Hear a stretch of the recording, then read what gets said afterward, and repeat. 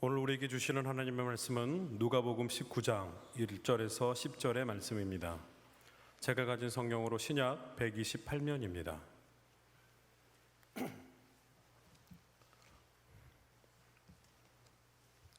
제가 읽고 마지막 절은 함께 읽겠습니다. 예수께서 여리고로 들어가 지나가시더라. 삭개오라 이름하는 자가 있으니 세리장이요 또한 부자라. 그가 예수께서 어떠한 사람인가 하여 보고자 하되 키가 작고 사람이 많아 할 수 없어 앞으로 달려가서 보기 위하여 돌무화과 나무에 올라가니 이는 예수께서 그리로 지나가시게 되밀어라. 예수께서 그곳에 이르사 쳐다보시고 이르시되 삭개오야 속히 내려오라. 내가 오늘 내 집에 유하여야 하겠다 하시니 급히 내려와 즐거워하며 영접하거늘 무사람이 보고 수군거려 이르되 저가 죄인의 집에 유하러 들어갔도다 하도다.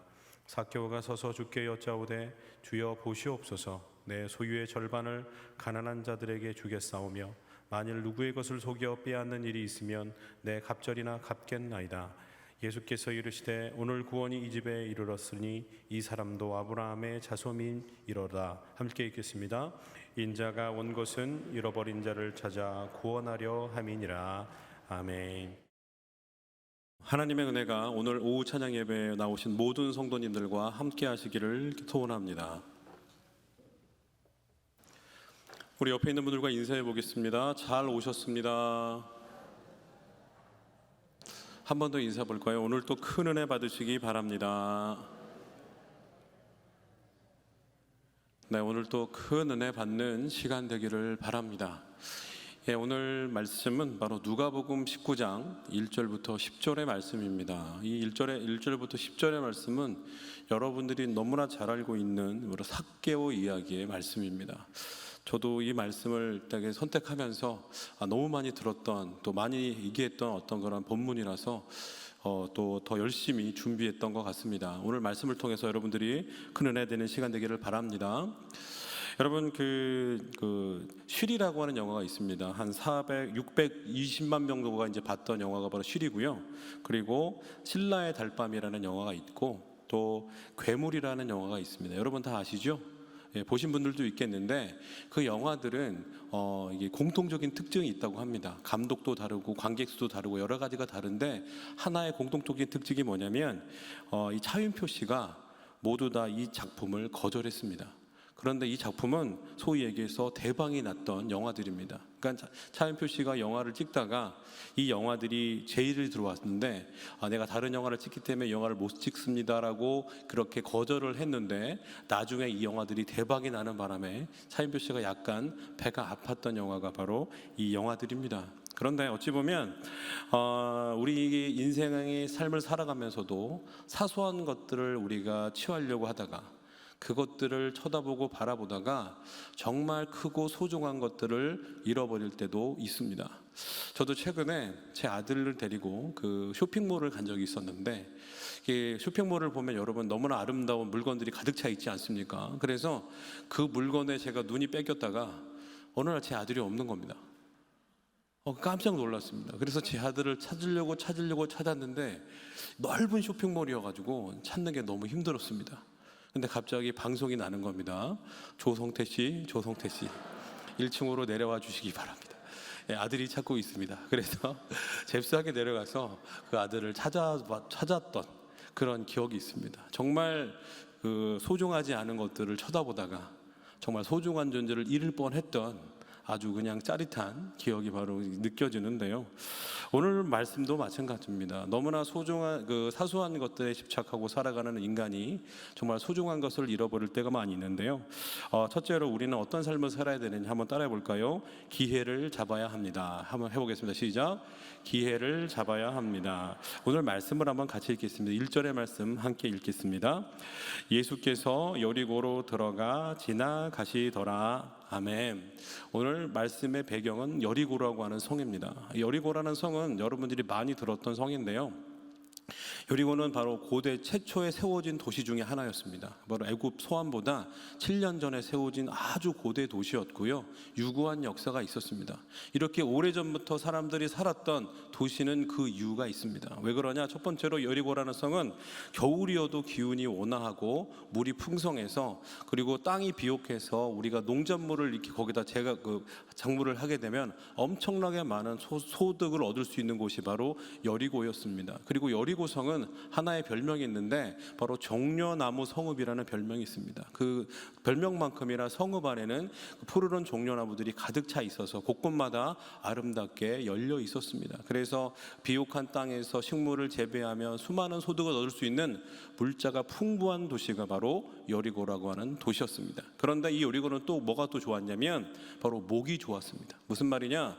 이 여리고라는 도시는 수많은 도로가 이제 연결되어 있는 곳이었는데 바로 이스라엘과 세계적인 도시로 연결되어 있는 바로 중간 교차로 역할을 하는 곳이 여리고였습니다. 그래서 물건을 팔기 위해서 가는 사람들은 어디를 늘 들려야 되느냐? 여리고를 들렸다 가야 하는 것입니다. 그러다 보니까 여리고는 자연스럽게 이스라엘 땅의 무역의 중심지가 됐고, 수많은 그 상인들이 이곳을 오가면서 물건을 판매하는 곳이 됐습니다. 그래서 생각보다 여리고는 엄청나게 부유한 도시였고 사람들이 많은 도시였다고 할 수 있습니다. 뿐만 아니라 돈이 많아지니까 뭣도 할 수 있죠? 바로 쾌락, 사람들이 즐기고 노는 곳이 풍부한 곳이었기 때문에 왕들이 여기에 겨울왕국을 짓고 여기서 이렇게 휴가를 가는 그런 곳이 바로 여리고라는 성이었습니다. 근데 제가 이 여리고라는 성을 이렇게 장황하게 설명한 이유가 있습니다.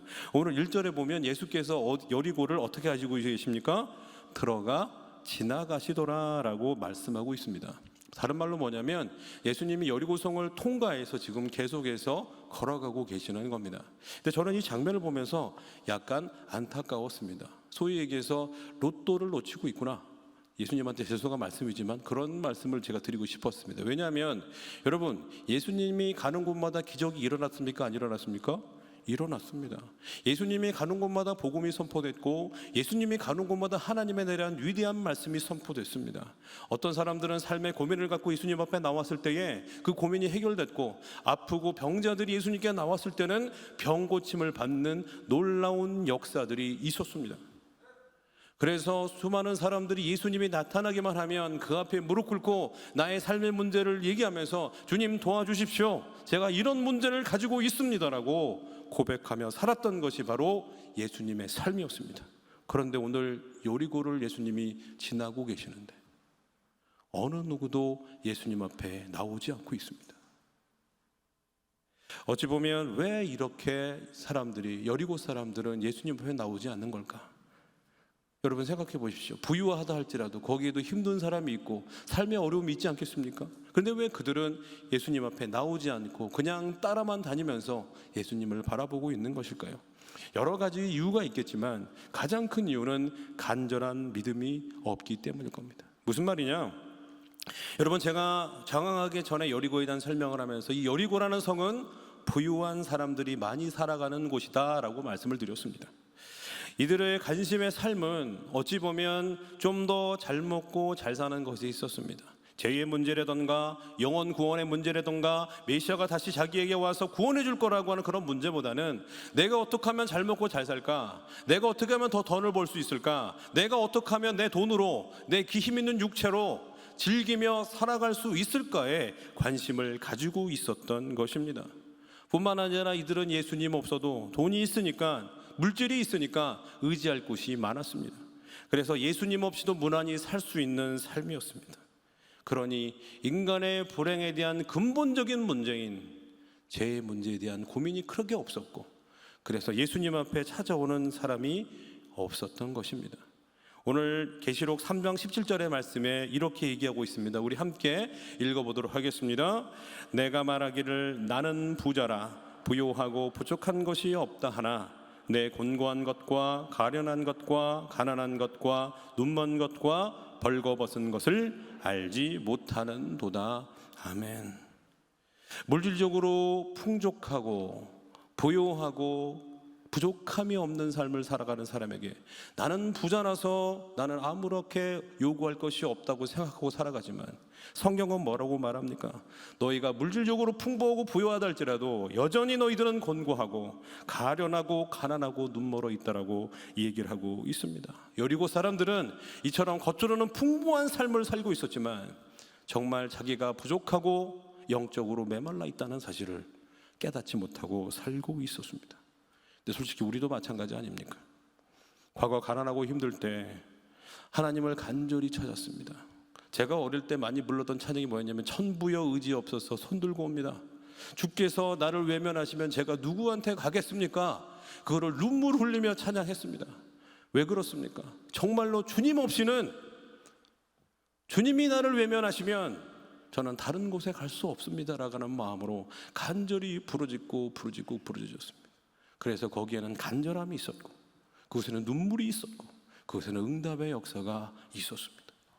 하지만 지금은 어떻습니까? 대한민국은 어느덧 3만 물이 넘는 그 국민소득을 가지고 있고 여러 가지 기반시설이 좋아지면서 우리 삶 가운데도 여전히 풍족해지고 괜찮아지는 국가가 되었습니다. 어느덧 우리도 부유해지다 보니 하나님을 찾는 간절함이 사라져버렸습니다. 오히려 하나님 앞에 찾고 부르짖고 기도하기보다는 다른 것으로 문제를 해결하고 다른 것으로 우리의 만족을 채우는 그런 삶을 살아가고 있었습니다.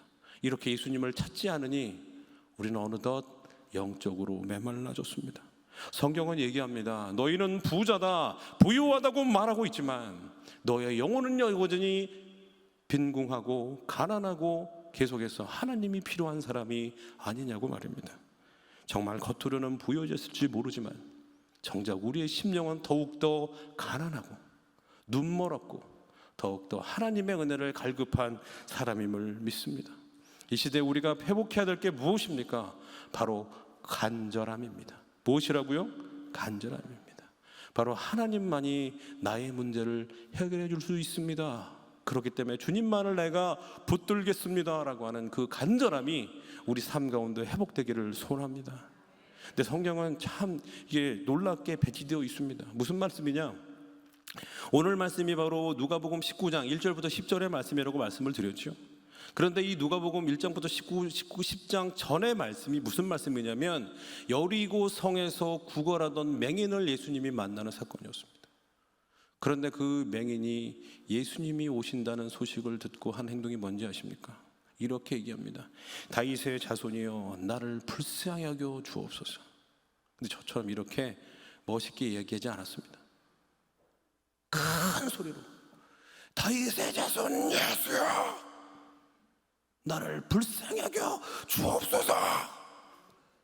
이렇게 들릴 수 있을 정도로 최대한 목소리로 얘기를 한 겁니다. 그렇게 얘기를 하니까 사람들이 싫어할까요? 좋아할까요? 싫어하죠. 오늘 말씀 한번 읽어보겠습니다. 누가복음 18장 39절의 말씀입니다. 함께 읽겠습니다.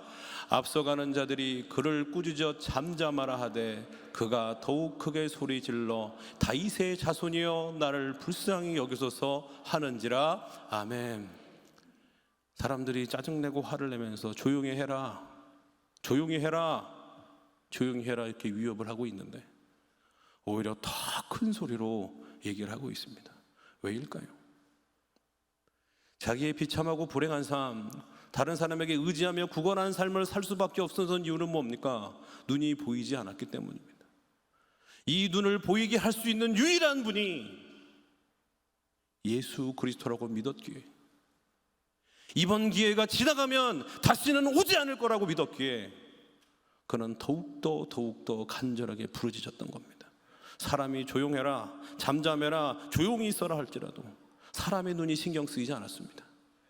저분만을 붙든다면 나의 근원적인 문제가 해결될 거라는 그 마음을 갖고 더욱더 크게 부르짖었던 겁니다. 예수님, 예수님 도와주십시오. 나를 불쌍히 여겨 주옵소서. 주님께서 뭐라고 말씀하신지 아십니까? 너의 믿음이, 너의 그 간절함이 너를 구원하였다라고 말씀하고 있습니다.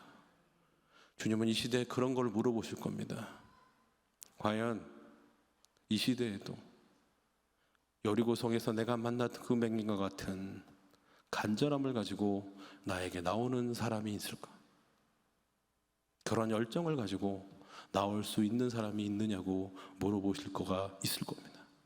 그럴 때 제가 여기 있습니다라고 대답할 수 있는 귀한 하나님의 사람 되기를 소원합니다. 두 번째로, 예수님 앞에 나올 때 바로 삶을 돌아보는 것이 축복입니다. 한번 따라 볼까요? 시작.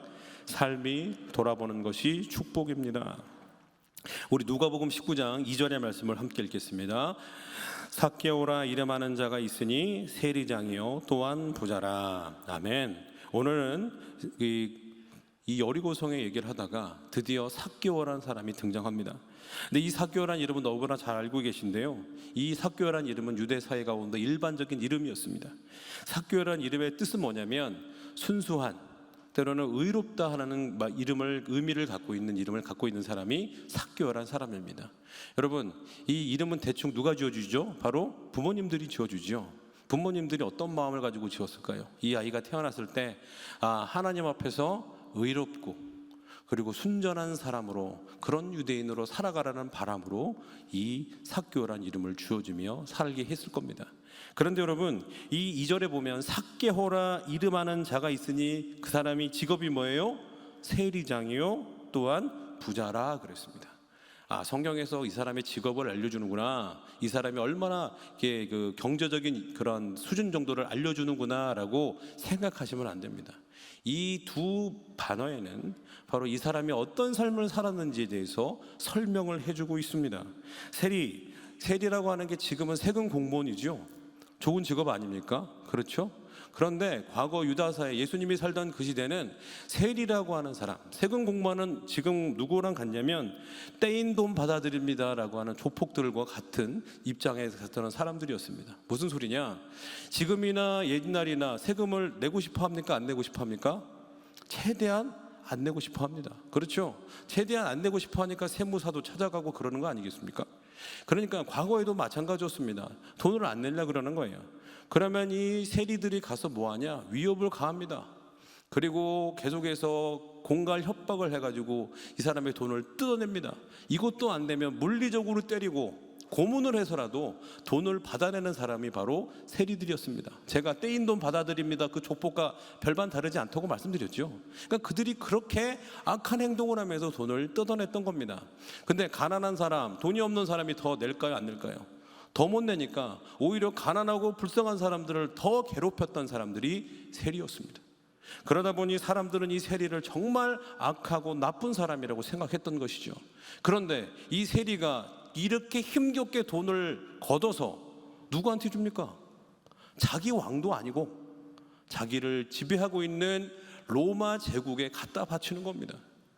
그러니까 나라 민족도 여전히 이 사람들을 핍박하는 그런 역할을 하는 거죠. 그래서 강도요, 살인자요, 그리고 매국노와 같은 삶을 살았던 사람이 바로 세리들이었습니다. 그런데 이 세리가 백성들에게 욕을 먹어서 보통 신실한 사람들은 이 직업을 갖지 않았습니다. 그런데 이 직업을 가졌다라고 한다면 이 사람은 어떤 종류의 사람이라고 할 수 있습니까?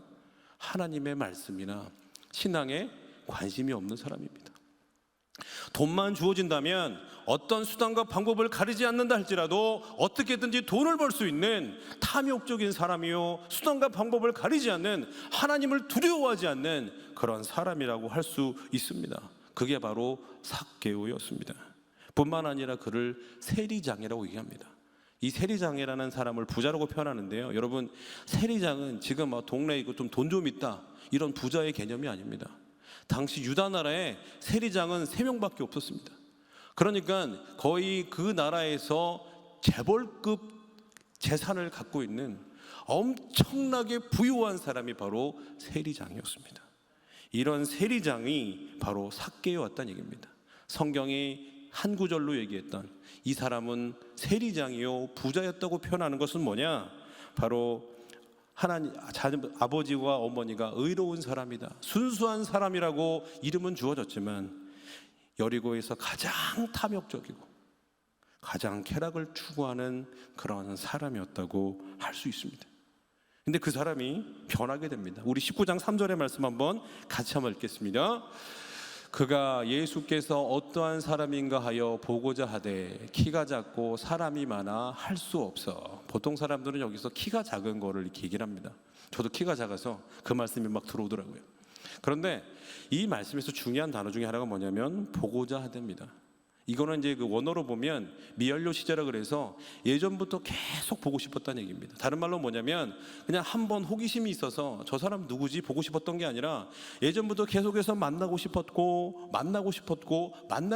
사람이 바로 예수님이었다는 겁니다.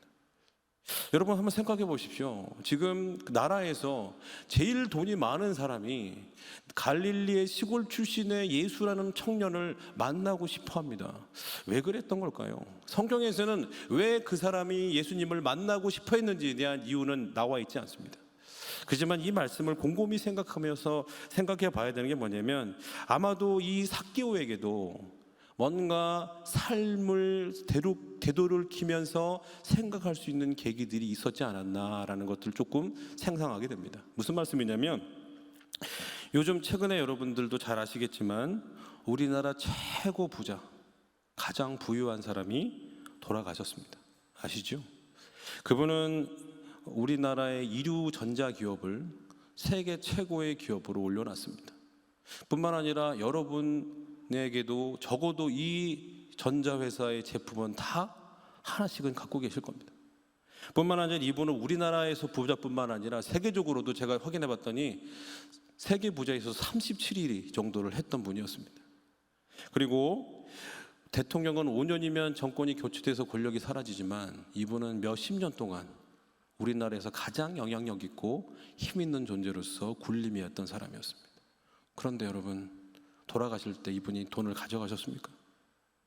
그렇게 많은 재산도 가져가지 못하고 그냥 빈손으로 왔다가 빈손으로 가는 것을 우리가 보았습니다. 삭개오도 그런 일들이 있었겠죠. 자기는 탐욕을 가지고 어떻게든 수단과 방법을 가리지 않고 내가 돈을 벌고 내가 성공하겠다는 의지를 가지고 최선을 다해 살았습니다. 사람들에게 욕을 먹고 비난을 받는다 할지라도 돈이 최고야. 누가 돈 말고 다른 것들로 나를 대변해 줄 수 있겠는가? 라고 하면서 그렇게 달려왔던 인생이었습니다. 그런데 어느덧 시간이 지나고 자기를 돌아보는데 자기에게 정말 공허한 마음뿐이었던 것입니다. 자기 삶을 돌아보니 헛된 것을 깨닫게 됐던 것이죠. 우리도 이럴 때가 있습니다. 열심히 삶을 살아왔고 최선을 다해 앞만 보고 달려왔는데 어느 순간 내 삶에 공허함이 찾아올 때가 있습니다. 그럴 때 여러분 괴롭고 힘들고 눈물이 나기도 하고 힘들 때도 있습니다. 그런데 성경은 이때를 뭐라고 얘기했는지 아십니까? 우리 마태복음 5장 3절의 말씀을 함께 읽어보도록 하겠습니다. 심령이 가난한 자는 복이 있나니 천국이 그들의 것이미요. 아멘. 여러분 우리가 삶을 돌아보고 우리 삶이 답답해지는 게 복입니다. 그것이 은혜입니다. 왜인지 아십니까? 그때야 비로소 우리는 누구를 찾게 돼요? 예수님을 찾게 되기 때문입니다. 삭개오도 자기의 삶을 돌아보지 않고 최선을 다하였고 수단과 방법을 가리지 않고 달렸던 사람이었습니다. 그런데 어느 순간 한 계기가 있어서 자기 삶을 멈추고 봤더니 껍데기 인생이었고 공허한 삶이었고 아무런 의미 없는 삶을 살고 있었던 사람이 바로 삭개오였습니다. 그때야 비로소 누구를 찾게 됩니까? 바로 절대자이신 하나님을 찾게 되시는 거고 하나님의 사람인 예수를 바라보게 되었던 것입니다. 그러면 그 배수를 어떻게 만나야 되느냐? 우리 한번 세 번째 말씀을 가지겠습니다. 셋째, 함께 따라하겠습니다. 시작. 이제 마음을 열 때 변화가 시작됩니다. 우리 5절의 말씀 한번 같이 읽겠습니다. 예수께서 그곳에 이르사 쳐다보시고 이르시되 삭개오야 속히 내려오라. 내가 오늘 내 집에 유하여 하겠다 하시니. 그런 가난한 마음을 갖고 그런 빈곤한 마음을 갖고 우리가 하나님 앞에 예수님 앞에 나왔을 때에 예수님께서 너 뭐 하다 지금 왔냐? 이렇게 살다가 나한테 왔냐? 아무것도 없으니까 나한테 왔냐? 그렇게 책망하지 않으십니다. 오히려 주님께서는 삭개오가 주님을 보기 위해서 돌무화과 나무 위에 올라가셨을 때 왜 그에게 찾아가서 내가 너의 집에 유하게 했다고 말씀하고 있습니다. 네, 여러분, 이 삭개오가 어떤 존재냐? 우리 예수님이 10절에 말씀하셨는데 같이 한번 읽어보도록 하겠습니다. 같이 읽겠습니다. 인자가 온 것은 잃어버린 자를 찾아 구원하려 함이니라. 아멘. 삭개오가 어떤 사람이에요? 잃어버린 사람이었어요. 과거는 모르지만 예수님께서 잃어버렸다고 얘기하는 건 삭개오도 과거엔 신앙이 있었던 사람입니다. 믿음이 있었던 사람이었고 하나님에 대한 헌신이 있었던 사람이었습니다. 근데 어느 순간 하나님께 실망하고 삶이 무너진 다음에 돈밖에 없구나라고 생각하고 하나님을 떠나서 살았던 사람이었습니다. 전 이 말씀을 준비하면서 이런 생각이 들었습니다. 이거는 초신자들한테는 얘기 아닌가. 예수님 모르고 하나님 모르는 사람이 그냥 열심히 살다가 인생의 후회를 갖고 이 땅에 와서 예수님 만나라는 얘기 아닌가라고 생각하고 이 말씀을 곰곰이 봤는데 예수님이 뭐라고 말씀하셨다고요? 삭개오가 잃어버린 자였다고요. 이 사람도 하나님의 사람이었고 하나님의 은혜 안에 거했던 사람이었습니다. 어느 순간 낭망하고 실패해서 하나님을 떠났던 사람이었습니다. 근데 저의 성령께서 저에게 주셨던 말씀이 그런 사람이 많다는 겁니다.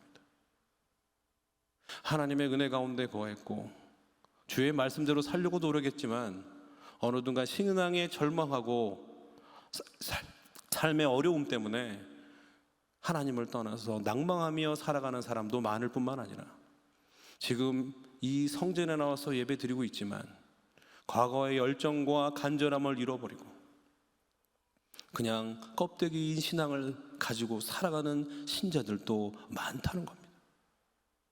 그를 주님께서는 잃어버린 자라고 말씀하고 계십니다. 주님께서는 그 잃어버리는 자를 찾기 위해서 지금 이 자리에 오셨습니다. 그 예수님을 만나시기 바랍니다. 예수님께서는 우리에게 이렇게 말씀하셨습니다. 요한계시록 3장 20절의 말씀을 함께 읽겠습니다. 볼지어다 내가 문 밖에 서서 드리노니 누구든지 내 음성을 듣고 문을 열면 내가 그에게로 들어가 그와 더불어 먹고 그는 나와 더불어 먹으리라. 아멘.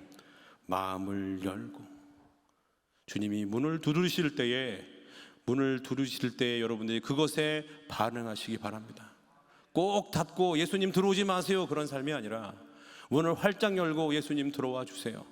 주님 떠났더니 이렇게 가난하고 어려운 삶을 살았습니다. 저를 불쌍히 여겨달라고 여러분 간절히 기도하며 예수님을 영접하시기 바랍니다. 예수님을 찾아오실 때에 마음을 열었을 때에 예수님은 예변하는 분이 아니라 다시 여러분들을 은혜 가운데 회복시킬 줄 믿습니다. 마지막 네 번째 우리 같이 한번 따라해 보겠습니다. 변화는 결단과 행동이 함께 갑니다. 다시 한번 해볼까요? 시작. 변화는 결단과 행동이 함께 갑니다. 네, 여러분 삭개오가 무화과 나무에 내려와서 예수님을 집에 모셨습니다. 하지만 그것으로 변한 것이 아니었습니다. 우리 8절의 말씀을 같이 한번 읽어보겠습니다. 삭개오가 서서 주께 여짜오되 주여 보시옵소서 내 소유의 절반을 가난한 자들에게 주겠사오며 만일 누구의 것을 속여 빼앗은 일이 있으면 내 갑절이나 갚겠나이다. 아멘. 여러분 삭개오가 내가 예수님 환영합니다, 축복합니다, 예수님 내가 받아들이겠습니다 그렇게 끝난 것이 아니었습니다. 그가 예수님을 진정으로 영접한 다음에는 내가 이런 삶의 변화를 이루겠습니다라고 얘기를 했습니다. 내가 예전에 탐욕의 삶을 살았고 나 혼자만의 삶을 살았고 이기적인 삶을 살았더라면 이제는 내가 주님의 뜻 가운데 삶의 기득권을 포기하고 주님이 기뻐하시는 삶을 살겠습니다라고 삭개오는 고백하고 결단했습니다. 우리의 믿음도 마찬가지입니다. 우리가 말로만 이렇게 해야지, 말로만 주님 믿습니다, 주님 사랑합니다 고백하는 것이 아니라 우리가 입술로 고백한 그 고백을 여러분의 삶에서 드러내시며 살아가시기 바랍니다. 여러분들이 깨달으셨다면 그 깨달음에 반응해서 믿음으로 살아가시기 바랍니다. 삶을 결단하시기 바랍니다. 그래서 여러분의 삶이 변화되어서 정말 삭개오와 같이 놀라운 역사의 삶이 되기를 바랍니다. 여러분 제가 데이비드 윌커슨이라는 목사님의 얘기를 들려드리려 합니다. 그분은 한 미국의 한 시골 교회에서 목회를 하시던 분이었습니다.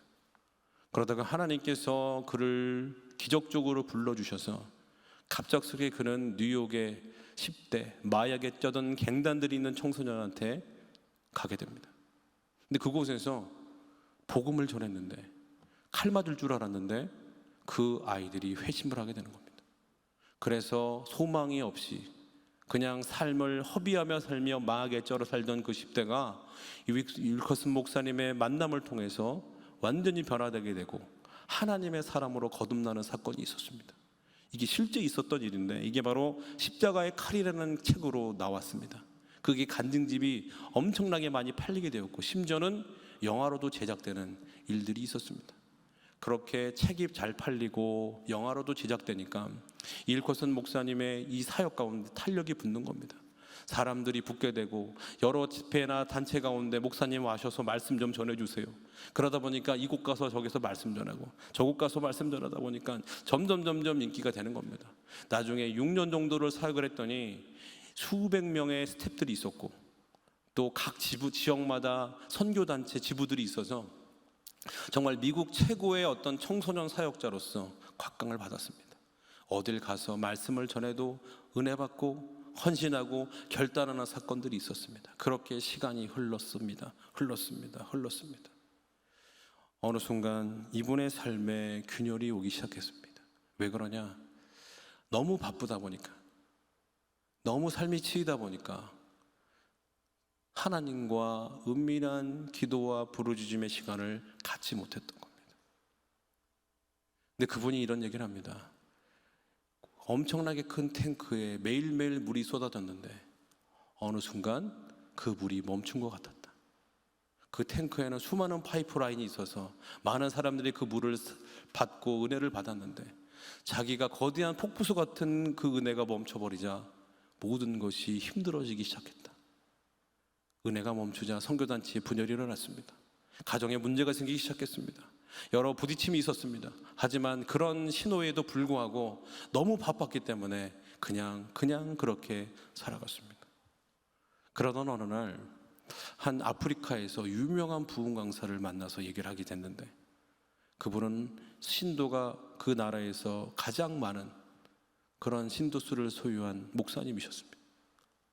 근데 그 목사님과 개인적으로 만나서 얘기하는데 이런 얘기를 하는 겁니다. 목사님, 저 지금 하나님과 게임하고 있어요. 저 7년째 하나님이 나한테 말씀해 주지 않으세요. 하나님께서 말씀해 주지 않고 기름 부어 주지 않았는데 그냥 그렇게 사역을 하는 겁니다. 사람은 모릅니다. 그렇지만 하나님과 자기는 알고 있었습니다. 어느 날 이제 5천 명이 모이는 청소년이 모이는 집회 가운데 부르심을 받아서 갔는데 그날 그분이 최악의 설교를 한 겁니다.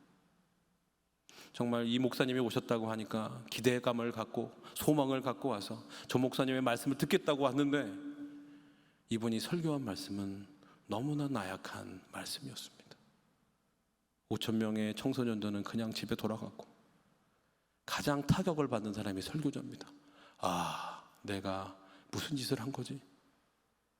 그리고 집에 딱 들어왔는데 너무 힘든 겁니다. 그러면서 이런 고백을 합니다. 하나님, 이렇게는 안 되겠습니다. 이렇게는 안 되겠습니다. 그는 그 자리에서 하나님께 회개하며 부르짖었습니다. 그럴 때 하나님께서 그에게 주신 마음이 뭐냐? 너와 나의 은밀한 시간이 너에게 없다. 그러니 기름 부음이 없는 거다. 하나님의 그 음성을 듣고 그는 결단을 하게 됩니다. 하나님, 이제 저는 모든 사역을 멈추겠습니다. 하나님이 기름을 부어주실 때까지 저는 이 자리에서 하나님을 만나겠습니다. 그는 엄청난 결단을 했습니다. 수많은 스태프들이 있고 수많은 사람들이 자기를 부르고 있지만 하나님과의 관계가 먼저라고 생각했기에 그는 먼저 결단하고 내려놓았습니다. 여러분, 어떻게 됐을까요? 모든 것을 내놔서 그분은 대중에서 잊혀진 것이 아니라 다시 하나님과의 관계가 회복되고 하나님께서 놀랍게 들어쓰는 하나님의 사람이 되었습니다. 여러분, 깨닫는다면 믿는다면 결단하고 행동하시기 바랍니다. 그럴 때 하나님의 놀라운 은혜가 넘칠 줄 믿습니다.